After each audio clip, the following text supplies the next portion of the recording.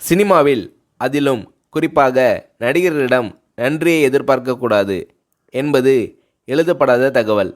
ஆனால் குறிஞ்சிப்பூ போல் நன்றி மறப்பது நன்றன்று என்ற எண்ணம் கொண்ட நடிகர்கள் வெகு சிலர் உண்டு. அதில் வடிவேலும் ஒருவர். ஏறிய ஏணியை எட்டி உதைக்கின்ற காலத்தில் தன் வாழ்வில் ஒளியேற்றிய ராஜ்கிரனுக்கு வடிவேலு அவர்கள் உதவி செய்ததாக ஒரு செய்தி உண்டு.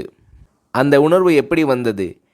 இதை பற்றி வடிவேலு அவர்களை ஒரு முறை சொன்னபோது, எப்படின்னு சொல்கிறது கஷ்டம்ன, ராஜகிரண் சார் இல்லைனா நான் இல்லை, இந்த புகழ் வசதி வாய்ப்பு எதுவுமே இல்லை, அவர்தான் கை தூக்கி விட்டு சோறு போட்டார், எனக்கு அவர் கடவுள் மாதிரி, அப்பேற்பட்ட மனுஷனுக்கு கஷ்டம் வந்தால் பார்த்துக்கிட்டு சும்மா இருக்க முடியாதுண்ணே, அதனால் என்னால் முடிஞ்ச உதவியை செஞ்சேன், அதை உதவின்னு சொல்கிறதே பெரிய வார்த்தைண்ணே, நன்றி கடன்னு தான் சொல்லணும், இன்னும் கூட தீர்க்க முடியாத நன்றி கடன் அது என்று உருகுகிறார் வடிவேலு.